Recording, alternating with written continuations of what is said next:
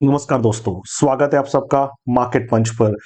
Investment series में कैसे हम इन्वेस्टमेंट के लिए स्टॉक पिक कर सकते हैं, इन्वेस्ट के लॉन्ग टर्म करने के लिए, और क्या क्या पैरामीटर्स हमको चेक करने चाहिए किसी स्टॉक को इन्वेस्टमेंट के चूज करने के लिए। तो उस सीरीज में हम आज इंडिया की सबसे बड़ी लिस्टेड कंपनी को लेके आए हैं।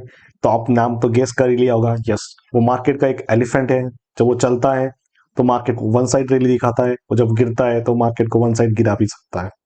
तो आज हम रिलायंस के बारे में डिटेल में डिस्कशन करने वाले हैं कि रिलायंस का जर्नी कैसा रहा, कैसा वेटेज है, क्या नंबर्स है उसके, क्या वो नंबर्स अभी भी हमको अच्छे लगते हैं, कितना प्रॉफिट्स है, कितना लॉस है, पूरा डिटेल में डिस्कशन करने वाले हैं। और क्या हमको इन्वेस्ट करना चाहिए या नहीं करना चाहिए उसके बारे में भी हम एक व्यू बताने वाले हैं। तो सबसे पहले हम वीडियो को स्टार्ट करने से पहले मैं फिर से रिपीट करना चाहता हूं कि इन्वेस्टमेंट एक बोरिंग प्रोसेस है जिसमें कि आपको बार बार सेम चीजें रिपीट करनी होती है, और उसमें आपको एक क्वालिटी स्टॉक्स चूज करने होते हैं जो कि आपको लॉन्ग टर्म में आने वाले समय में आपको अच्छा रिटर्न दे सकते हैं। क्योंकि हम इन्वेस्टमेंट एक वेल्थ क्रिएट करने के लिए होते हैं। और सबसे इंपॉर्टेंट बात, इन्वेस्टमेंट में क्या होता है कि हम डेली मार्केट को जाके देखना या ट्रैक करना नहीं पता है। हम स्टॉक को डेली ट्रैक करना पसंद नहीं करते हैं। हम स्टॉक चूज करते हैं क्वालिटी एंड लॉन्ग टर्म के लिए, हम उसको इन्वेस्टमेंट करके छोड़ देते हैं। करेक्ट। हाँ, उसके रिजल्ट्स को बार बार ट्रैक करते रहते हैं, क्वार्टर ऑन क्वार्टर बेसिस पे, ईयरली बेसिस पे देखते हैं कि कंपनी में अभी भी कुछ पोटेंशियल है ग्रो करने का या नहीं। तो उसके बेस पे हम बने रहते हैं। तो ज्यादा टाइम वेस्ट नहीं करते, सीधा हम लोग स्विच कर देते हैं स्क्रीनर.इन पे, जहां पे आप कंप्लीटली फ्री एनालिसिस कर सकते हो सारे पैरामीटर्स का, और किसी भी कंपनी के बारे में इन डिटेल्स में इंफॉर्मेशन भी निकाल सकते हो कि वो कंपनी किस सेगमेंट में काम करती है। ओके, तो सबसे पहले शुरू करते हैं रिलायंस इंडस्ट्रीज। यस, रिलायंस, इसका नेम अगर आप एनएसई इंडिया में जाओगे तो आपको रिलायंस दिख जाएगा। अगर आप मार्केट कैप की बात करते हो तो लगभग 17 लाख करोड़ का मार्केट कैप है। कंपनी 2500 के आसपास ट्रेड कर रही है। 2800 उसका वन ईयर का हाई है और 2000 उसका लोवेस्ट है। तो समवेयर मिडल में ही पड़ा है स्टॉक। करेक्ट। स्टॉक पी बताता है कि कितना पी मल्टीपल्स पे ट्रेड कर रहा है। ये 26 पी मल्टीपल पे ट्रेड कर रहा है, और इंडस्ट्री का पी सिर्फ लेस देन 5 है। करेक्ट। सो लेस देन 5, सो काफी महंगा है। पी मल्टीपल के साथ देखते हैं तो स्टॉक काफी महंगा है। करेक्ट। और पीएजी रेशियो दिखाता है कि थोड़ा ओवर वैल्यूड है। एक से ऊपर प्राइस, फेयर प्राइस होती है, और एक के ऊपर थोड़ा ज्यादा था तो आपको उसको ओवर वैल्यूड कंसिडर करते हो। यस। कंपनी पे आरओई एंड आरओसी देखते हैं तो ये लेस देन 10% है। करेक्ट। सो रिलायंस जैसी बड़ी कंपनी के लिए 20% 30% मेंटेन करना बहुत ही मुश्किल है, आरओसी एंड आरओई। करेक्ट। सो ये भी एक पैरामीटर आपको हमेशा जब भी आप इसको इवेल्युएट करते हो तब आपको ध्यान रखना चाहिए। यस। कंपनी के पास 2 लाख 3 लाख लगभग 3 लाख करोड़ का लोन है, डेप्ट है। करेक्ट। और कंपनी के पास कैश फ्लो 1 लाख करोड़ का है। तो अगर आप देखते हो तो अप्रोक्सीमेटली 1,80,000 करोड़ का कैश फ्लो भी उनका पास बचता है। अगर डेप्ट टू इक्विटी रेशियो देखते हो तो 36% है। सो 0.36 मतलब 36%। तो कंपनी के पास 36% लोन है, which is not a good sign. But हाँ, रिलायंस जैसी इंडस्ट्रीज जो इतनी बड़ी कंपनी है, इतने मल्टी सेक्टर्स में कर रही है, और सबसे बड़ी बात, रिलायंस अभी रिसेंट टाइम में काफी बड़े बड़े नए नए बिजनेस को एक्वायर कर रही है, नई नई कंपनीज को एक्वायर कर रही है, नई नई चीजों में एक्सप्लोर कर रही है। तो आने वाले टाइम में हो सकता है कि एक बहुत ही बड़ी और नए बिजनेस में इन्वेस्ट करेगी और वहां से ग्रोथ जनरेट करेगी, इनका रेवेन्यू आएगा। और रिलायंस के बारे में अगर आप देखना चाहते हो तो सबसे बड़ी बात, ये एक फॉर्चून 500 कंपनी है। तो वो भी एक बहुत बड़ी बात है, जो वर्ल्ड की सबसे टॉप 500 कंपनीज है उसमें रिलायंस का नाम आता है। रिलायंस के बारे में अगर क्या क्या बिजनेस करती है तो उसके बारे में क्लिक करके आप देख सकते हो कि रिफाइनिंग से इनका 50% रेवेन्यू आता है। रिटेल बिजनेस से, जिसको रिलायंस रिटेल बोलते हैं, उससे 21% आता है। और रिलायंस डिजिटल सर्विस, जिसको जियो बोलते हैं, उससे 9% रेवेन्यू आता है। और पेट्रोकेमिकल बिजनेस से 19% रेवेन्यू आता है। और ऑयल एंड गैस एक्सप्लोरेशन से 0.5% का रेवेन्यू आता है। और 1% आता है मीडिया एंड एंटरटेनमेंट से। तो आप देख सकते हो कि काफी डाइवर्सिफाइड कंपनी है। मीडिया एंटरटेनमेंट भी है, और पेट्रोकेमिकल, डिजिटल, रिलायंस रिटेल में भी है, और पेट्रोकेमिकल में भी। करेक्ट। सो तो ये तो हो गई कंपनी के बारे में। अभी हम देख लेते हैं क्या पैरामीटर्स में कंपनी अच्छा नंबर देने का एक्सपेक्ट कर सकती है, और रिजल्ट भी आ गया है, उसको भी हम एक बार व्यू चेक करेंगे। बट हाँ, अगर आप इनके पीयर कंपैरिजन करते हो तो रिलायंस सबसे बड़ी कंपनी है। अगर आप नेक्स्ट पीयर से देखते हो तो ये 4 पी मल्टीपल्स पे चल रहा है, 6 पी पे चल रहा है, 4 4 5 4। करेक्ट। तो ये काफी महंगा ट्रेड कर रहा है। अगर आप देखोगे तो उसके हिसाब से, ठीक है।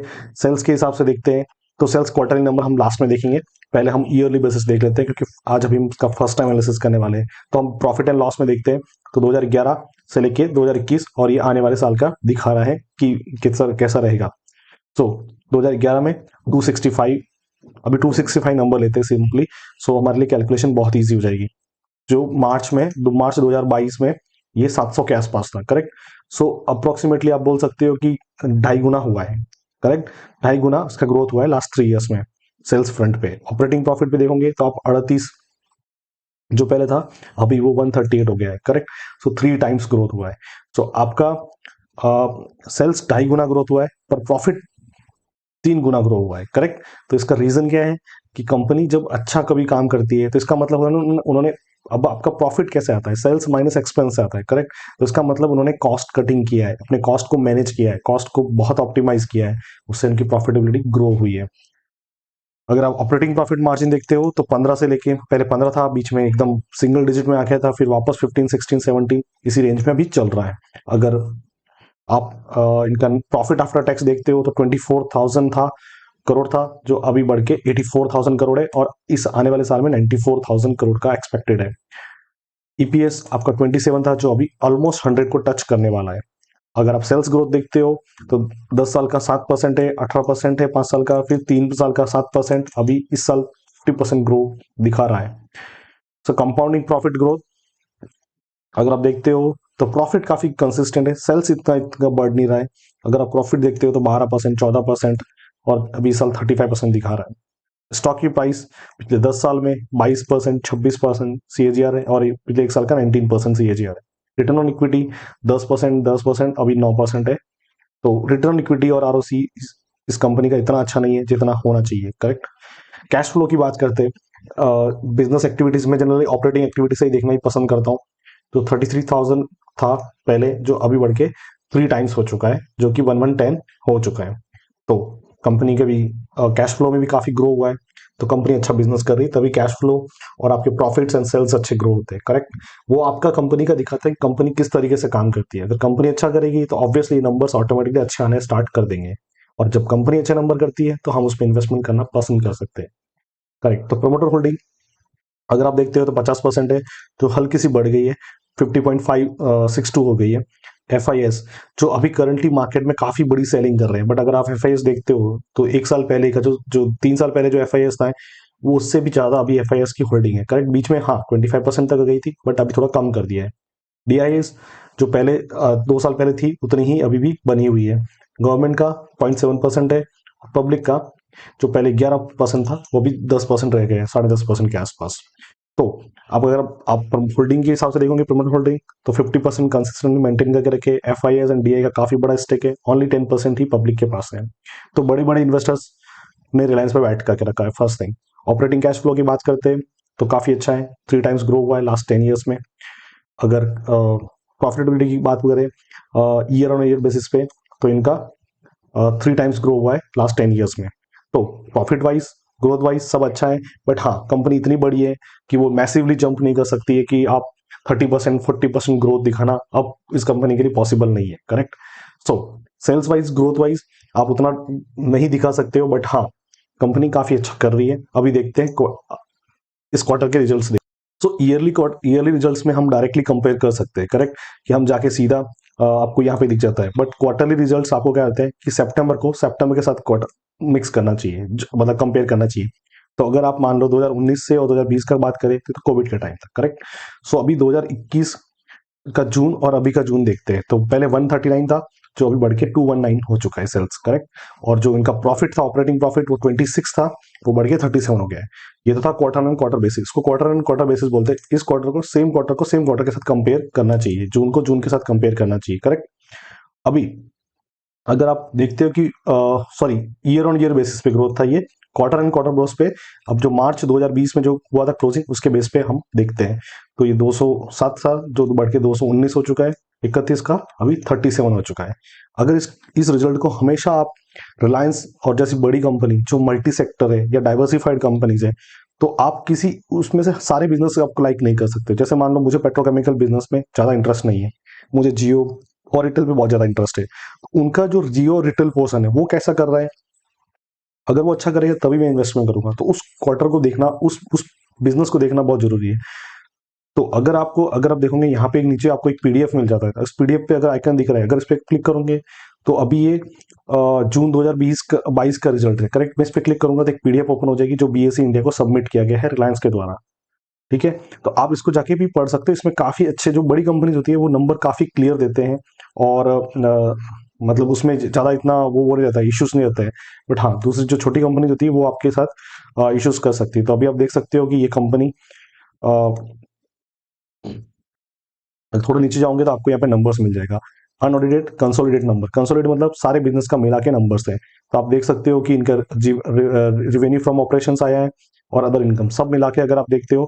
सो ये जून 2021 का है, जून मार्च 2022 का, और ये जून का। तो ये अगर कंपेयर करेंगे, इसको इसके साथ कंपेयर करेंगे तो ईयर ऑन ईयर बेसिस हो जाएगा, जून का जून के साथ, और मार्च का और जून का करेंगे तो आपका क्वार्टर ऑन क्वार्टर बेसिस पे हो जाएगा। तो पहले सबसे पहले देखते हैं कि पिछले साल जून में कितना था, 148, करेक्ट। सिंपल करने के लिए 148 लिखिए नंबर, जो बढ़ के अभी 225 हो चुका है, 225 हो चुका है।